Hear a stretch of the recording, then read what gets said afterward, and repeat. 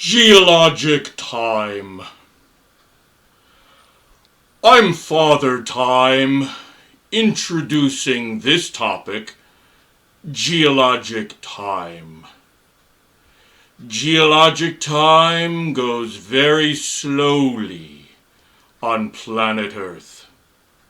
But today I'm going to take you back in time to the last ice age, and we'll explore some locations nearby that tell us a story of what it was like here 20,000 years ago.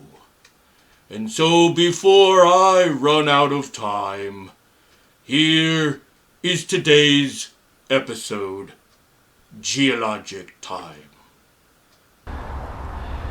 Have you ever been dirty? I mean really dirty. So dirty that after you bathed, you left a ring around the tub. Well, maybe that hasn't happened since you were a kid playing in the sandbox. Well, right now you are standing on the top of a really big ring around a really big bathtub that dried up long ago. During the last glacial ice age, called the Wisconsin period, a large continental glacier expanded from north to south, kind of like this truck, moving across the sand.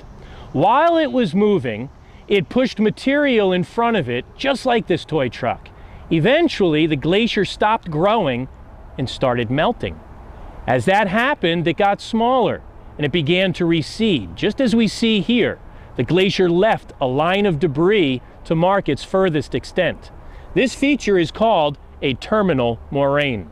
In many places, the terminal moraine created a natural dam that blocked the meltwater from the glacier. Large glacial lakes would result from all this water being trapped.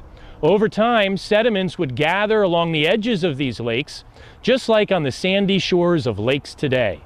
It is believed that there was once a glacial lake right here. Eventually, the water emptied out of the lake and left the sediment behind, just like a dirty ring around a bathtub. Geologically, that feature is called a Kame terrace. Here on the top of Jenny Jump Mountain, we have a great view of something that isn't there anymore. That valley in the background is part of Independence Township, part of what's called the Great Meadows. Thousands of years ago, it was an ancient glacial lake. It has dried up since then, but you can see the nice flat valley floor out there, down in the valley, which is filled with really dark, gooey, thick, rich, organic soil. I have a rock in my hand. In order for this rock to get on top of this one, I've got to place it there. It's not going to happen all by itself. Well, the rock I'm standing next to didn't originate here. This rock that I'm standing next to is called a glacial erratic. This glacial erratic, this big boulder, came from about 20 miles to our north. It's out of place here, and we're on top of Jenny Jump Mountain. It's as if something or someone took this giant boulder and placed it on the top of the mountain. Now, the native people, the Lenape, believe that rocks like this actually came out of the sky. But we know today that rocks like this glacial erratic were moved here by the glaciers thousands of years ago. During the last ice age, called the Wisconsin glacial episode, a large continental ice mass scoured this entire area. Starting in central Canada, the ice spread as far south as the current town of Belvedere in New Jersey, about 15-minute drive to the southeast. If you were here 20,000 years ago, there would have been hundreds of feet of ice on top of this point.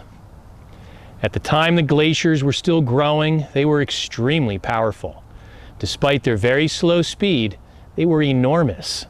As a result of their moving across the ground, they scraped, removed, and transported a great deal of material from one place to another. They also left their mark on the rocks. As they scraped their way along, Over exposed bedrock, they cut grooves into the rock itself. These grooves are called glacial striations. Here we can see them as parallel lines in the rock. They tell us the story of what direction the ice was traveling and with what force.